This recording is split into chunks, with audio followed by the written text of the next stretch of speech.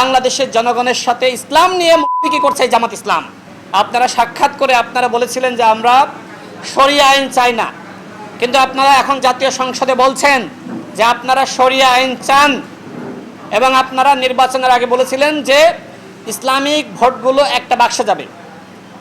আপনারা কি সেই ধারণার মধ্যে আছেন, নাকি আপনারা প্রচলিত আইনে দেশ চালাতে চান? আপনাদের গঠনতন্ত্রে বলা আছে যে আমরা শরিয়া আইনে দেশ চালাবো, তাহলে বিদেশিদের সাথে এই যে আপনারা বলছেন যে আমরা ক্ষমতায় গেলে শরিয়া আইনে দেশ চালাবো না, এর থেকে আর বড় মুনাফিক ইসলাম নিয়ে হতে পারে?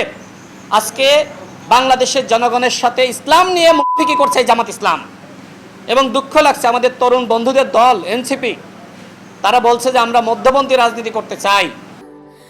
স্যান্ডেলিনা সো, রূপচর্চায় আভিজাত্য। তারা একসময় জামাত ইসলাম নিয়ে মন্তব্য করেছিল যে জামাত ইসলাম দেশের স্বাধীনতা, সার্বভৌমত্ব এবং মানচিত্র বিরোধী শক্তি। তাহলে এনসিপি এখন কেন এই স্বাধীনতা, সার্বভৌমত্ব এবং মানচিত্র বিরোধী শক্তি জামাত ইসলামের সাথে হাত মেলালো? কি লোভে?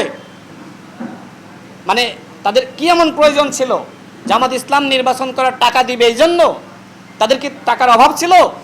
18 মাসে কি পরিমাণ তদবির বাণিজ্য করেছে, কি পরিমাণ মালপানি কামিয়েছে, এটা কি মানুষ ভুলে গিয়েছে? 18 মাসের সেই দৃশ্যগুলো এখনো পর্যন্ত চোখের সামনে ভাসে। আমাদের উসমান হাদি কি বলেছিল? এনসিপি 3টা অপরাধ, এর মধ্যে প্রথম অপরাধ বলেছিল এনসিপি জুলাইকে আওয়ামী লীগের মতন কুক্ষিগত করেছে, যেমনিভাবে আওয়ামী লীগ 71কে কুক্ষিগত করেছিল।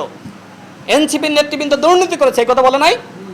যে ছেলেটিকে দেখেছিলাম যে গায়ে সেরা শার্ট এবং টিউশনি করে চলতো, সেই ছেলেটি এখন গাড়িতে চড়ে, সেই ছেলেটি এখন কোটি টাকার মালিক। এই কথা কে বলেছে? উসমান হাদি বলে নাই?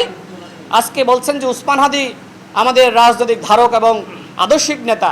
তাহলে উসমান হাদি এনসিপি সম্পর্কে যে এই কথাগুলো বলে গেল যে এনসিপি বাংলাদেশে দুর্নীতি করেছে, যতক্ষণ না পর্যন্ত এনসিপি উসমান হাদির বক্তব্যে সঠিক ব্যাখ্যা দিতে পারবে, ততক্ষণ পর্যন্ত বাংলাদেশের জনগণ এনসিপির নতুন বন্দোবস্তের রাজনীতি গ্রহণ করবে না।